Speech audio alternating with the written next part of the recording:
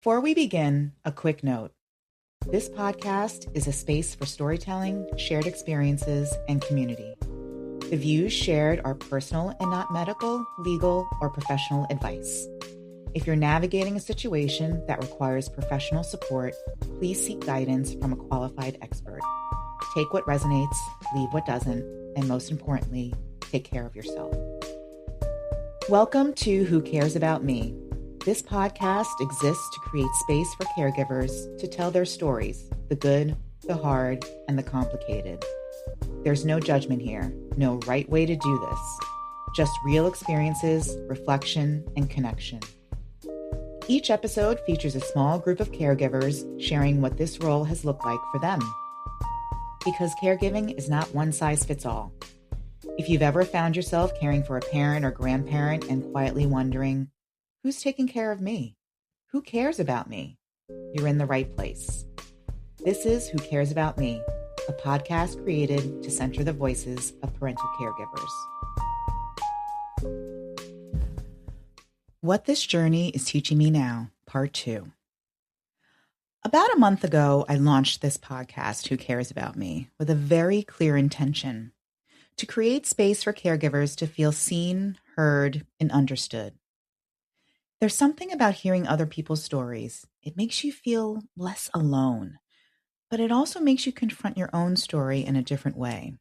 I didn't expect how much I would reflect back on my own caregiving journey, questioning myself, my decisions, my feelings, and through all of that, realizing I need to give myself some grace.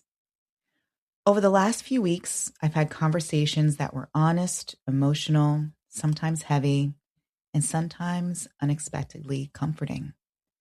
I've met some dynamic individuals who have not only lived or are living this journey, but some are reinventing themselves like I am into this industry to help support others. And what I'm realizing is caregiving shifts constantly. And my current reality is that it's getting harder, more ambiguous, more challenging financially, emotionally, and physically. I'm your host, Jackee de Lagarde, a wife, mother, an executive in the fashion industry, and the primary caregiver to my 82-year-old mom who's living with PSP, a rare degenerative disease. Like so many people, I didn't step into this role intentionally. It found me. This is Who Cares About Me, and this is part 2 of why this podcast exists. And today I'm discussing what this podcast journey is teaching me while I continue being a caregiver.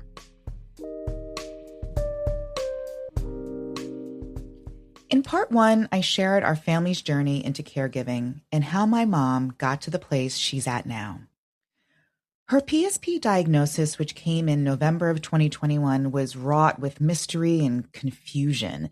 It seemed like every month some new symptom was appearing, and we were trying to stay ahead of it and figure out how to treat it and the best ways of working with the resources we had to support it. The falling was happening more often, so we had to look at ways to accommodate her new normal in our home. We had already installed some grab bars in her bathroom and at the bottom of our stairs in the summer of 2019 after her stroke. She had also graduated from a cane to a walker, and the act of getting her upstairs to her room became increasingly difficult. Her legs were not working, especially her right leg.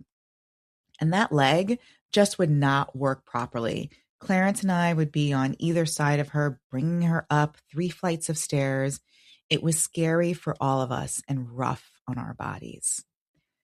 Despite that, we tried to keep life as normal as possible.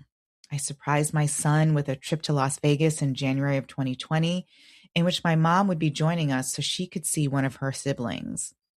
While challenging to travel with someone who needs assistance, the trip was a success and everyone had a great time. But once COVID hit a few months later, there was no other option but to hunker down and stay inside. She continued to have falls throughout 2020, but was also experiencing some other issues, whether that was her bladder, which she had a minor surgery to remove a small tumor in October of 2020, or some other cognitive issues that were arising. She was also having a lot of trouble sleeping through the night, which was making her miserable. It was also becoming increasingly challenging for her to get to use the bathroom and shower on her own. She started seeing a geriatric PCP, which she quickly decided she did not like him. Then we found a neurologist that we hoped could help us figure out what was happening. He was useless. We tried acupuncture for a few weeks. She hated that too. Found another neurologist. He was worse than the first one. Not a care in the world for my mother, just collecting his copay in a shitty, rundown office. We did find a second geriatric primary care physician, Dr. Kavita Gupta, in April of 2021, who was really lovely and cared deeply for my mom. Still managing through COVID, I wanted Vi to visit home, which is St. Croix in the U.S. Virgin Islands. I knew that if we did not go down there and bring her there before her undiagnosed symptoms progressed even more, we would lose our window to travel with her. So we let our family know we were coming to visit and booked a beautiful vacation home up in the hills with a pool and a big kitchen so we could maneuver around the home with no issues while she was using a walker. The host was lovely and was so patient as I asked her about doorways and bathrooms, knowing Mom would have her walker. The room she stayed in had a bathroom, but it was too tight of a space for her to use, so I got her showered each day in the primary ensuite, which worked out well after a few days of trial and error. It was a memorable trip, and unfortunately, it was the last time she would fly on a plane and see the island she grew up on, as well as many of her family members. Shortly after that trip, we went to yet another neurologist, Dr. Elias, at the Neuroscience Center of New Jersey. We hit the jackpot with Dr. Elias. After some tests, including a DAT scan and really paying attention to what was happening with her symptoms, we got the PSP diagnosis in November 2021. What a relief after 28 months of racking our brains, wondering what was wrong with Mom since her stroke. Numerous doctors, we finally had the answer that was plaguing us. Now, what do we do? How do I do this? I know nothing about this disease. What's next? Why did she get this disease? I have a full-time job, a son to raise. How am I going to manage this? I was frightened. And those questions still show up for me. What do we do? How the hell do we do this? Where do we start? Why did this happen to this beautiful human being I love so much? Now, 5 years later, the answers look a little different, and I'm still figuring it all out. But I'm not going to sugarcoat it. This is hard. Really, really hard. And I still sometimes feel like her disease is going to break me. Studies have shown that caregivers often experience severe physical and mental health declines and burnout, with approximately 30% dying before individuals that they care for. Is that going to be me? On top of that, I already have enormous responsibilities financially. How can I now take care of my family and now the cost of care not covered by Medicare for my mom? This is some heavy stuff, listeners, and the mental and physical strain on caregivers can be life-threatening and have long-term effects. But look, at the end of the day, I would not want my mom to be anywhere else but in my home. She's cared for, loved, and attended to around the clock. And we have a great team in place. After some trial and error, but it's the best we can do with what we have. This podcast is for caregivers, the ones showing up every day, the ones doing their best without a roadmap. And this season of Who Cares About Me has been filled with some incredible stories so far, and we've got so many more to share. Every other Tuesday, you're going to hear from some really dynamic, altruistic, special people who are living this caregiver life in different ways.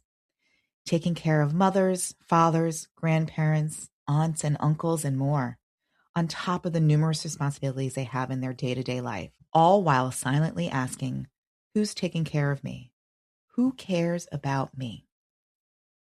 Stay tuned for part 3 of my story later in the season, where we'll dig into respite care and the tactical and sometimes wacky moments in this journey. In the meantime, check out our first 3 episodes available now on all major streaming services with my guests Laurie Stokes, Lynette Sheard, and Peter Tannenbaum. I want to give a special shout out to Dr. Elias at the Neuroscience Center of New Jersey, Dr. Kavita Gupta, and Dee Dee, her APN from Vanguard Medical Group's home care team.